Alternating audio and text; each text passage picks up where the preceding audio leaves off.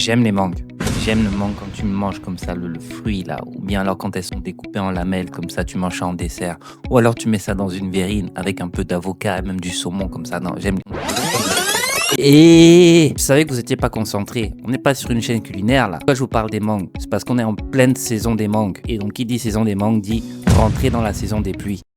Ah, vous commencez à comprendre. Oui, donc on va parler de ça aujourd'hui. Pourquoi ce n'est pas le bon moment pour commencer son chantier? Donc si tu vois des mangues partout là qui tombent du ciel partout au Cameroun en ce moment, ça veut juste dire que c'est pas le bon moment pour commencer ton chantier. Alors la saison des pluies, ça rime aussi avec abondance. Donc du coup, abondance dit abondance d'idées, d'enthousiasme. Vous avez peut-être acheté votre terrain tout de suite, vous avez le budget qui est prêt là. Vous voulez lancer les études pour commencer donc votre chantier là dans 2 mois, en juillet ou en août ou en septembre. Donc qu'est-ce que ça veut dire de vouloir commencer un projet quand on a un sol humide, on a un terrain instable, on a des conditions compliquées? Peut-être le moment où le terrain est le moins prêt à accueillir ton projet, parce que déjà quand en normal, il y a de l'eau partout, vous savez, là on flotte sur de l'eau, c'est la période où vraiment là tu rentres dans les problèmes. Là, c'est que tu as décidé. Si tu restes jusqu'à la fin de la vidéo, je vais te donner une astuce simple pour éviter de te faire piéger par la saison des pluies justement. En attendant, je t'invite à like, à partager ce contenu, à t'abonner à ma chaîne et regarde bien dans la description les liens, notamment si tu veux prendre rendez-vous avec moi pour cadrer ton projet. C'est une discussion très simple de 30 minutes, ça ne t'engage à rien. Mais trop de projets partent dans le trou comme ça sans même être préparés. Alors le problème de commencer en saison des pluies, c'est pas juste le fait qu'il pleut, c'est tout ce que ça entraîne sans que tu ne le prévois. Quand tu creuses tes fondations par exemple, sol égorgé d'eau, qu'est-ce que ça entraîne? Le terrain est instable, c'est difficile de travailler proprement et tu as des trous qui se remplissent tout simplement. Donc un jour tu fais un trou, le lendemain, toi ta tranchée qui est égorgée elle-même d'eau. Donc du coup tu recommences. Les fondations, encore une fois, c'est la stabilité de la maison. Donc comment vouloir travailler dans de la stabilité quand tu es toi-même dans quelque chose qui est instable? La deuxième conséquence, c'est tout simplement le chantier qui n'avance pas. Alors, une fois de plus, on est au Cameroun. Je sais que quand il y a un petit filet d'eau, c'est presque jour férié. Là, alors, les gens se disent que non, j'ai pas pu venir parce qu'il pleuvait, tout ça, etc. Effectivement, parfois, il y a des gens qui travaillent loin, qui sont bloqués par les transports parce que nos routes sont dans un état pas possible. Mais certains d'entre vous, et vous vous reconnaissez, vous abusez. Vous ne venez pas à votre rendez-vous. Non, comme il pleuvait là. Donc, il pleut, l'eau, ça mouille. Ok, viens travailler. Donc, effectivement, vous avez un chantier qui prend 1 semaine, 2 semaines, 3 semaines de retard.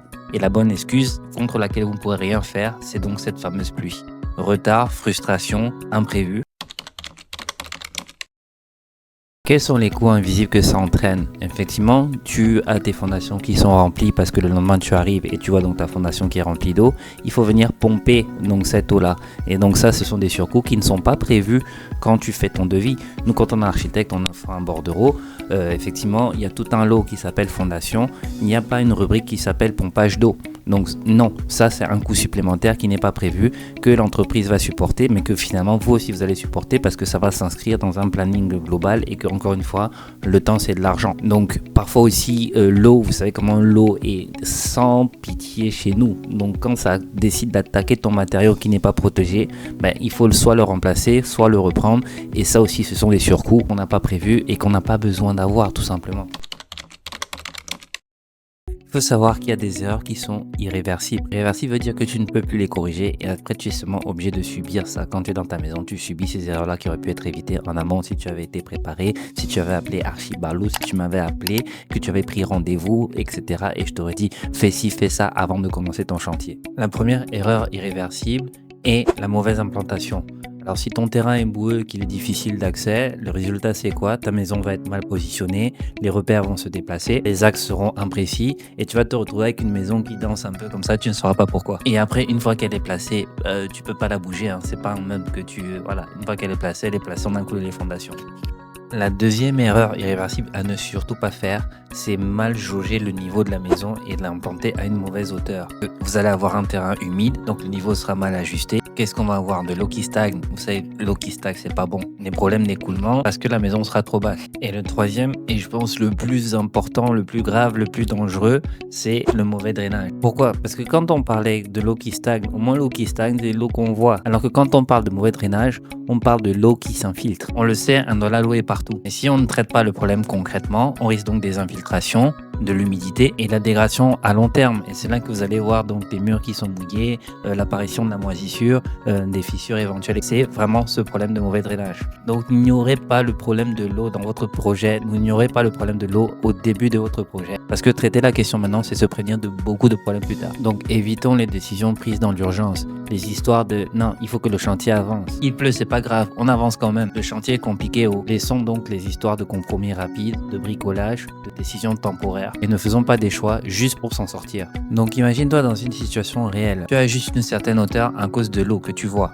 Tu déplaces légèrement une fondation, là comme ça en décidant sur le chantier. Tu t'adaptes parce que le terrain est compliqué. Et quelques mois plus tard, tu ressens donc l'inconfort, l'humidité, problème. Mais là c'est trop tard parce qu'une fois que le béton est coulé là, vraiment. Donc c'est pas que tu ne savais pas, c'est que tu as commencé dans les mauvaises conditions. Donc il faut bien anticiper. Maintenant que je t'ai exposé tous les dangers du fait de commencer son chantier en pleine saison des pluies, au-delà du fait qu'il fait gris tout le temps, que c'est déprimant et que quand il pleut toute la journée, que c'est terrible, que c'est déprimant et qu'à là on pense qu'il fait, on ne voit jamais le soleil, il y a toujours les nuages. Bon bref, voilà, au-delà du fait que je t'ai exposé tout ça, maintenant je vais te parler des 3 règles de chantier que j'applique toujours sur tous mes chantiers pour justement lutter stratégiquement contre cette saison des pluies. Et ce sont des règles impossibles à oublier.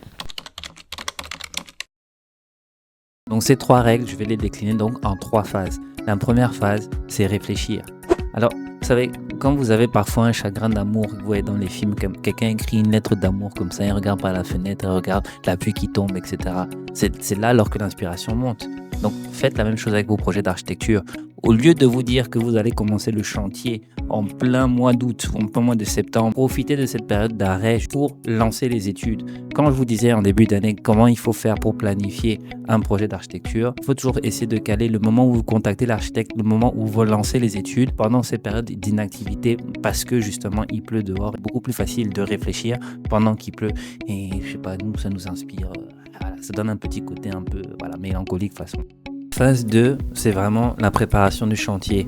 Le choix de l'entreprise, je dirais jamais assez, est hyper important. Le choix de l'entreprise aura un impact clair sur l'organisation de chantier, parce qu'il y a des entreprises qui savent organiser des chantiers, il y a des entreprises qui ne savent pas organiser les chantiers. Et organiser les chantiers implique une planification. Donc encore une fois, l'entreprise qui va faire sa planification sera aussi en mesure de vous conseiller, de vous dire ok, pour faire cette phase structurelle par exemple de fondation ou rien que pour faire la chaise, l'implantation, etc. ce sera compliqué parce que est aussi un gage de qualité de l'entreprise qui saura être professionnel pour vous dire là on va dans la bonne direction ou pas. N'oublions pas que le béton aussi met 21 jours à sécher. Donc s'il pleut tous les jours, vous pouvez faire les fondations comme vous voulez, ça ne séchera pas. Tout comme le bois, quand vous allez utiliser le bois il a besoin d'être sec pour éviter justement de flamber. Donc si vous êtes dans un moment où il n'y a pas de soleil, que c'est pluvieux, vous allez aussi être confronté à ce problème-là. Et donc ça m'amène tranquillement vers la 3e phase qui est simplement construire. Construisez en saison sèche. Je vous l'ai dit, le béton a besoin de 21 jours pour sécher. Si vous le faites en pleine saison des pluies, chaque jour vous allez revenir et vous allez devoir soit remettre du béton, soit prendre la pompe pour vider l'eau. C'est comme un puits sans fond parce que vous allez perdre du temps, vous allez perdre de l'argent. Donc construisez en saison sèche, là où le bois qui va servir d'échafaudage, le bois qui va servir pour faire les chaises, le bois qui va servir pour l'architecture même, etc. pourra être mis au soleil et sécher tout simplement. Et votre béton aussi pourra sécher. Donc tout est dans la planification. Et qui fait la planification? L'architecte, l'entreprise, l'ingénieur, en fait tous les professionnels et surtout vous aussi. Donc si votre projet est bien cadré, vous pouvez anticiper ces phases-là et ne pas aller comme ça dire que je suis pressé. Non, ça ne marche pas comme ça. Si tu inverses ces phases, ce sera très compliqué de faire un projet qui va suivre le bon rythme. Il y a un mot très facile à se répéter pour ne jamais oublier ces 3 phases-là. Ok, pluie, réfléchir. Soleil, construire. Voilà, c'est aussi simple que ça. Donc j'ai fait une vidéo de 8 heures juste pour dire que plus réfléchir. Ouais, mais c'est pas grave, même si c'est simple, c'est ça qu'il faut appliquer. Donc voilà, encore une fois, merci beaucoup pour la précédente vidéo qui a très bien marché. En fait, on a juste cassé internet. Bon, à mon niveau, mais ça a très bien marché. C'est grâce à vous, parce que c'est vous aussi qui me soumettez vos idées de sujets. Et je vous invite donc à me donner encore plus d'idées pour que je puisse en parler. C'est vous qui m'avez suggéré le sujet du jour, parce que c'est un sujet qui vous touche. Donc en attendant, n'hésitez pas à liker, à partager, à commenter parce que moi je traite ici des questions qui nous touchent tous, parce que moi aussi je subis ces conditions-là, etc. Mais je suis aussi là pour vous conseiller. Donc si quand tu marches en route, tu vois des mangues partout, dis-toi que c'est le moment de te poser, de les déguster tranquillement. Si tu veux, tu m'en gardes un peu de côté, mais surtout tu te poses, tu réfléchis à ton projet, tu appelles un architecte, tu lances les études et ensuite quand la pluie là va passer, là tu pourras planifier le chantier tout simplement. Moi je suis Jérémy Barla. Ici, on parle d'architecture en toute décontraction, mais sérieusement. Je te dis à la semaine prochaine, on fait ce qu'on a à faire. Ciao.